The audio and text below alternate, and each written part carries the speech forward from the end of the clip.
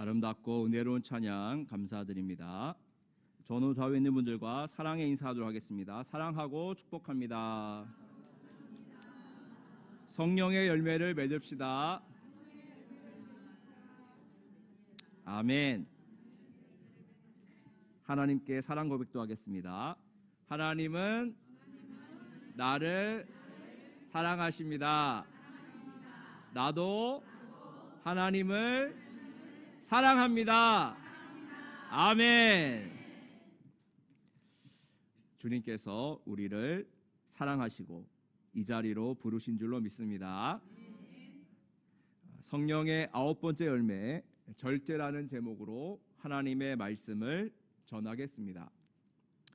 지난 6월 11일부터 시작된 북중미 월드컵이 드디어 내일 새벽에 있는 결승전과 함께 대단원의 막을 내리게 됩니다. 어느 나라가 우승할까요? 야말이 이끄는 스페인일까요? 축구의 신 메시가 이끄는 아르헨티나일까요? 내일 새벽 예배 마치면 결과를 알 수 있을 것 같은데요. 월드컵이나 올림픽 등 국가를 대표하여 출전하는 선수들을 보면 그 선수들은 대회에 참여하기 위해 많은 준비를 합니다. 자기의 몸 상태를 최상으로 발휘하기 위해서 먹는 것도 입는 것도 자는 것도 조절하죠. 아무리 먹고 싶어도 치킨, 튀김, 과자, 족발 먹고 싶네요. 네, 이런 것도 대회를 준비하면서는 먹지 않죠. 먹고 싶어도 먹지 않고 메달을 위해 좋은 경기력을 위해서 절제합니다. 그래서 대표 선수들을 보면 대부분 근육이 발달된 탄탄한 몸을 가지고 있습니다. 훈련을 열심히 했기 때문이고요. 또한 모든 것을 절제했기 때문입니다. 결국 누가 상을 타고 메달을 쟁취하느냐는 연습을 얼마나 많이 했느냐, 훈련을 많이 했느냐, 절제를 누가 더 많이 했느냐에 따라서 입상과 메달이 결정되는 것 같습니다. 운동선수들에게 절제가 필요하듯이 믿음의 길을 걸어가는 우리들에게도 절제가 필요합니다. 그래서 오늘 함께 성령의 9번째 열매 절제에 대해 알아보도록 하겠습니다. 절제는 헬라어로 엥크라테이아입니다. 엥크라테이아는 권능, 지배 아래에 머물다라는 뜻입니다. 풀이하면 성령의 지배를 받아 예수 그리스도의 인격으로 자기 자신을 제어하는 힘이에요. 자기 자신을 제어하는 힘.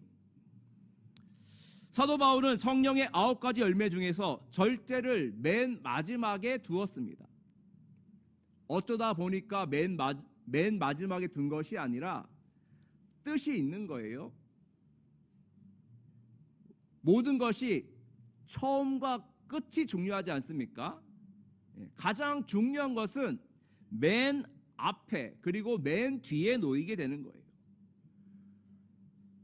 사도 바울은 성령의 열매, 사랑과 희락과 화평과 오래 참음과 자비와 양선과 충성과 온유의 열매를 맺으려면 반드시 절제가 필요하기 때문에 그 절제를 마지막에 배치한 거예요. 절제가 되어야 성령의 9가지 열매를 풍성하게 맺을 수가 있는 것이죠. 아무리 성능이 좋고 빠른 자동차를 할지라도 그 자동차에 브레이크가 안 된다. 한번 상상해 보실까요?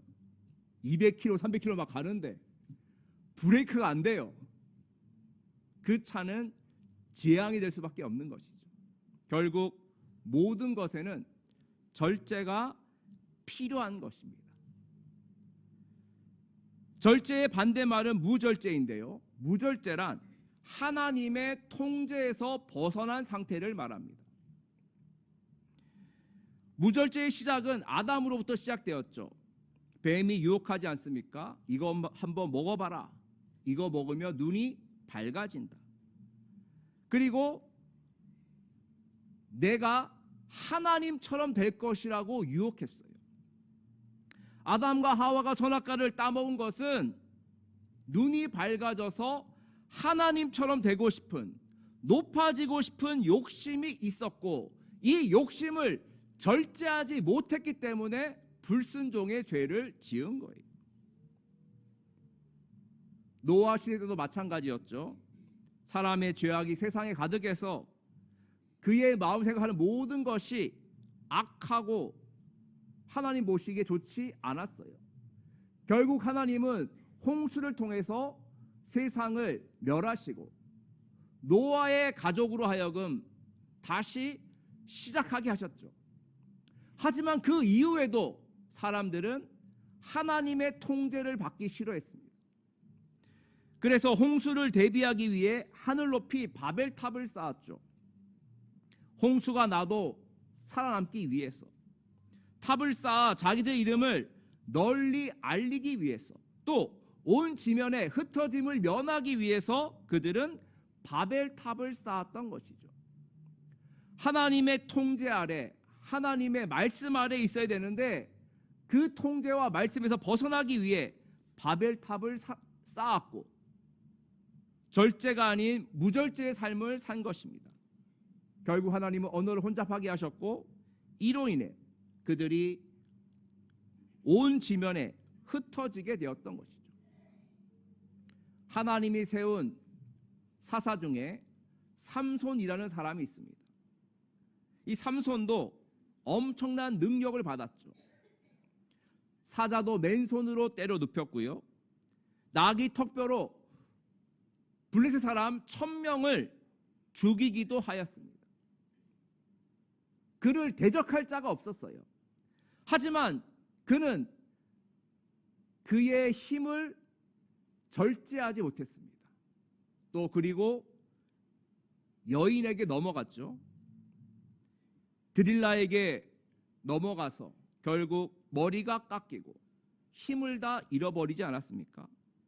결국 눈이 다 뽑혀서 맷돌을 돌리는 불쌍한 신세가 되고 말았습니다.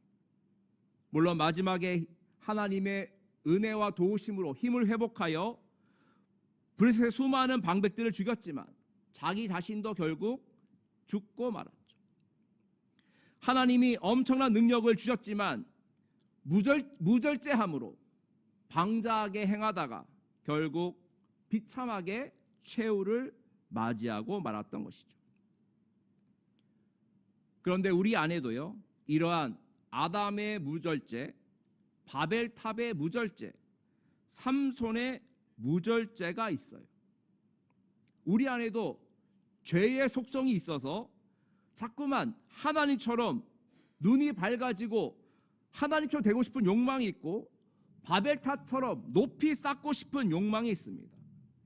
또 삼손처럼 사명을 잃어버린 채 잘못된 곳에 힘을 쓰고 그렇게 하나님이 기뻐하시지 않는 길로 가는 경우가 참 많이 있습니다. 우리는 이러한 무절제와 욕심과 욕망에서 벗어나 성령 안에서 절제의 열매를 맺어야 할 줄로 믿습니다. 우리에게 절제의 모범을 보여주신 분이 계신데요. 그분이 바로 우리 구주 예수 그리스도시죠. 예수님은 절제가 무엇인지를 우리들에게 보여주셨습니다. 요한복음 6장을 보면 예수님께서 오병이어의 기적을 일으키세요. 수많은 사람들이 떡과 물고기를 먹고 예수님을 쫓아왔어요. 우리의 먹고 사는 문제를 해결해 주실 분이 바로 이분이구나. 이분을 우리의 임금으로 왕으로 세워야 되겠다고 하면서 예수님을 쫓아온 거예요. 예수님은 그들을 피해서 홀로 산으로 가십니다. 만약 예수님께서 사람을 모으고 그들의 반응을 즐기는 분이셨다면 아마도 계속적으로 기적을 일으키셨을 거예요. 막 돌로 막 떡을 만들어서 막 주고 그러면서 하셨을 거예요. 근데 예수님은요, 절제하셨습니다. 자기를 왕으로 삼으려는 사람들을 피해서 산으로 가셨고 더 이상의 기적을 일으키지 않으셨어요. 예수님은 말씀하십니다. 내 살을 먹고 내 피를 마시는 자는 영생을 가졌고 마지막 날에 내가 그를 다시 살리리니 내 살은 참된 양식이요 내 피는 참된 음료로다라고 말씀하시면서 예수님이 주시려고 하는 것은 바로 먹고 사는 문제, 빵과 물고기가 아니라 구원과 영생임을 말씀하셨던 것이죠. 그것을 깨닫게 하시려고 예수님은 기적을 절제하시면서 하나님의 말씀, 영생의 말씀을 전하시는데 힘쓰셨던 것입니다. 우리도 그 예수님처럼 절제 열매를 맺어야 하는데요.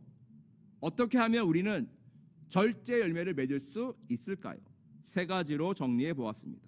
첫 번째, 하나님을 바라보라. 한번 따라해 볼까요? 하나님을 바라보라. 아멘. 무절제의 죄를 짓지 않고 절제하려면 우리는 하나님을 바라봐야 합니다. 우리가 잘 알고 있는 요셉, 그는 17세의 나이로 형들로부터 미움을 받아 죽을 뻔하고 또 노예로 팔려가게 되었습니다. 애굽으로 끌려가 일하게 된 곳이 보디발 장군의 집이었는데요. 거기서 가정총무가 되어 열심히 일했죠. 요셉이 그렇게 일하고 있을 때 그를 유혹하는 여인이 있었습니다. 바로 보디발의 아내였죠. 용모가 빼어나고 아름다웠던 요셉을 유혹하기 위해 보디발의 아내가 접근을 한 거예요. 그때 당시에는 여주인과 남자 노예의 불륜 사건이 자주 일어나던 때였습니다. 그리고 요셉도 한참의 나이죠. 17살. 이성에게 관심이 많을 나이고 호기심이 있는 그런 나이예요. 그래서 여주인의 요청을 받아들일 수도 있는 그런 상황이었는데 요셉은 과감하게 거절하였죠. 그가 이렇게 말했습니다.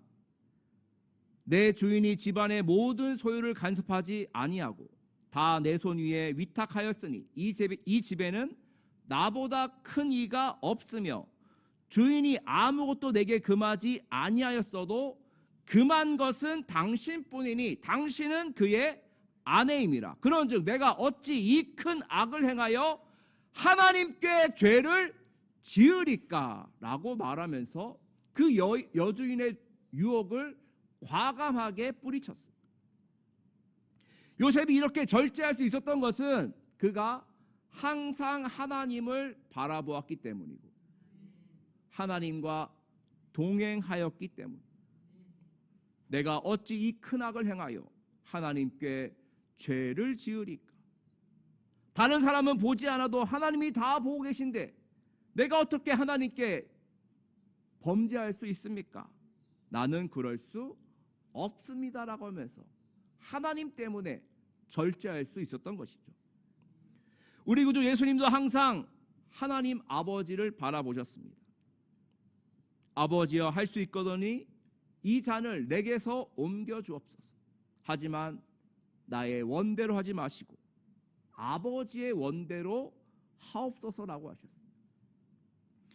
예수님도 계속적으로 하나님 아버지를 바라보았기에 고난의 잔을 피하고 싶은 그 마음을 절제하고 하나님의 뜻에 순종하여 십자가의 길을 걸어가셨고 그 은혜로 말미암아 우리들이 죄사함 받고 구원받게 된 줄로 믿습니다. 사랑하는 성도 여러분, 무엇을 바라보고 계십니까? 세상의 좋은 것들, 그런 것들 자꾸 바라보게 되면요, 욕심이 생기고 정욕이 생기고 그것에 우리의 마음이 빼앗기게 됩니다.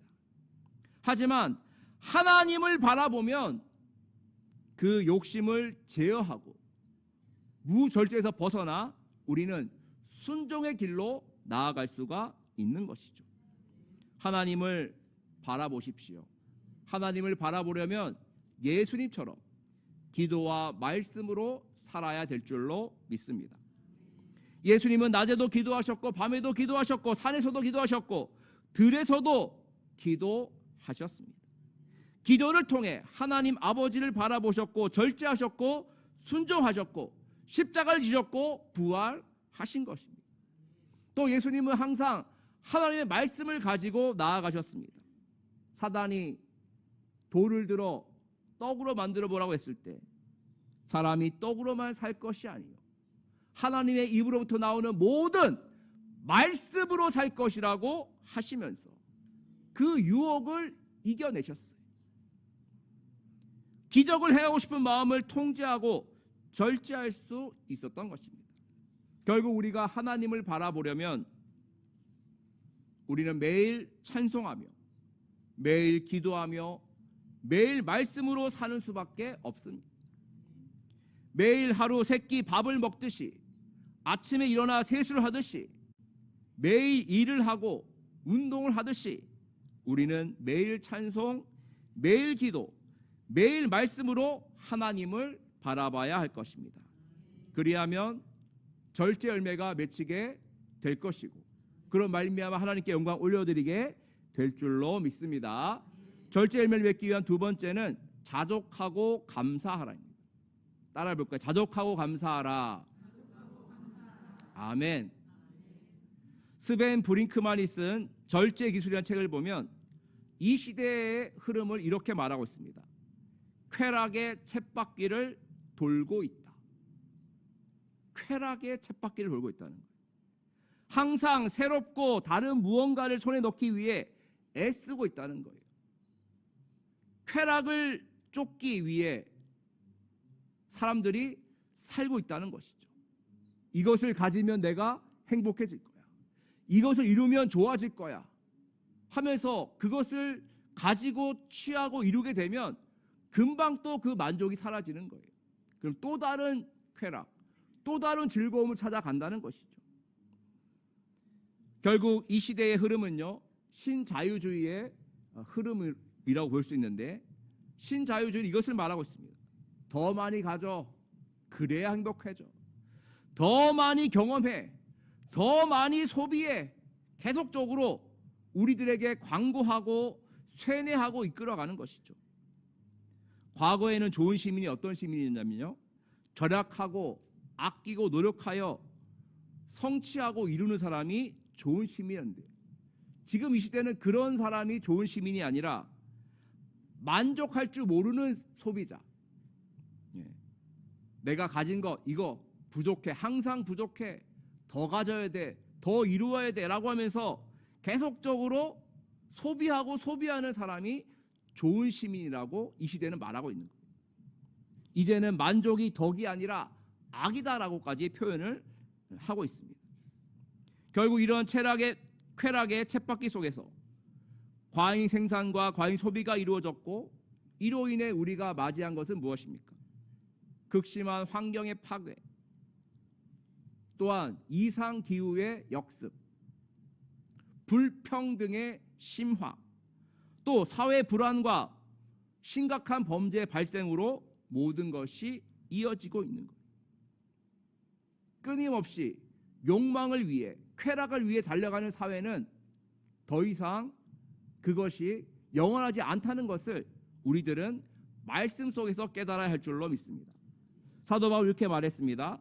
내가 궁핍함으로 말한 것이 아니니라 어떠한 형편에든지 내가 자족하기를 배웠노니 나는 비천에 처할 줄도 알고 풍부에 처할 줄도 알아 모든 일 곧 배부름과 배고픔과 풍부와 궁핍에도 처할 줄 아는 일체의 비결을 배웠노라.